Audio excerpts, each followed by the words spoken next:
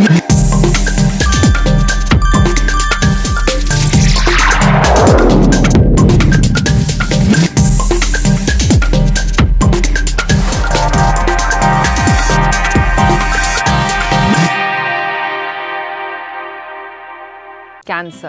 कितना लोडेड शब्द है ना।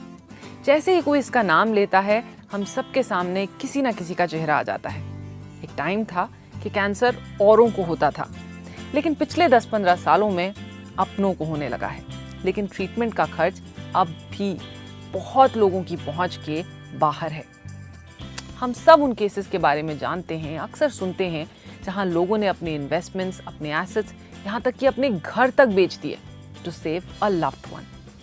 अब कैंसर ना होने की टिप तो मेरे पास नहीं है, लेकिन कैंसर से रिलेटेड फाइनेंशियल ट्रॉमा को अवॉइड करने की टिप जरूर है। हाय, आई एम वानी और इंश्योरेंस के बारे में मैं बहुत ही पैशनेट हूँ। क्यों? क्योंकि ये एक ऐसा एरिया है जो जितना इम्पोर्टेंट है उतना ही मिसअंडरस्टूड भी है। LIC और मैं इस वेब सीरीज के माध्यम से इंश्योरेंस के बारे में कुछ कंफ्यूजन्स दूर करना चाहते हैं। शुरू करें? तो आज की हमारी टिप है कैंसर सर्वाइवल पे, फाइनेंशियली ऑफ कोर्स। सबसे इंपॉर्टेंट चीज जो हमें ध्यान में रखनी है वो है कि हमारे पास बहुत ही लिमिटेड कंट्रोल है इस सिचुएशन में। हम अपनी हेल्थ का अच्छा ध्यान रख सकते हैं, रिस्क फैक्टर्स से दूर रह सकते हैं, लेकिन इसकी कोई गारंटी नहीं कि ये सारे प्रिकॉशंस लेने के बाद भी हम 100% सेफ रहेंगे। हम अपने चांसेस कम जरूर कर सकते हैं, but we can not bring these to zero. आजकल कितनी रिसर्च ऐसी है जो रोजमर्रा की चीजों को कैंसर से लिंक करती हैं, जैसे कि माइक्रोवेव्स, प्लास्टिक बॉटल्स वगैरह वगैरह वगैरह।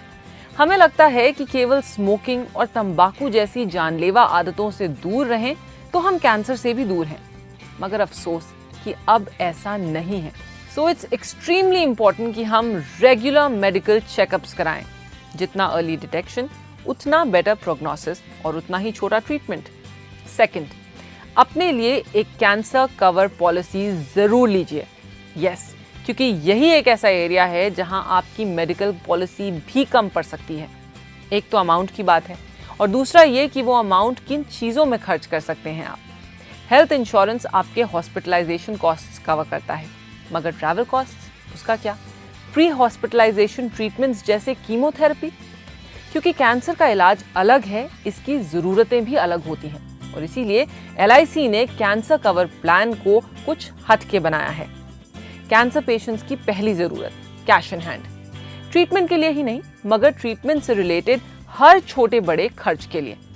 कई बार हम जिस शहर में होते हैं उस शहर में स्पेशलाइज्ड कैंसर हॉस्पिटल्स होते ही नहीं। कितनी फैमिलीज ऐसी हैं जिनको शहर बदलने पड़ते हैं, क्योंकि अक्सर कैंसर का ट्रीटमेंट 1-2 साल तक चलता है। कैंसर पॉलिसीज में आपको अपने कवर का 100% पे आउट मिल जाता है अगर डायग्नोसिस मेजर स्टेज की हो। साथ में कवर का 1% हर महीने। अगर आपका कवर 50 लाख का है तो हर महीने आपको 50,000 मंथली इनकम अगले 10 सालों के लिए।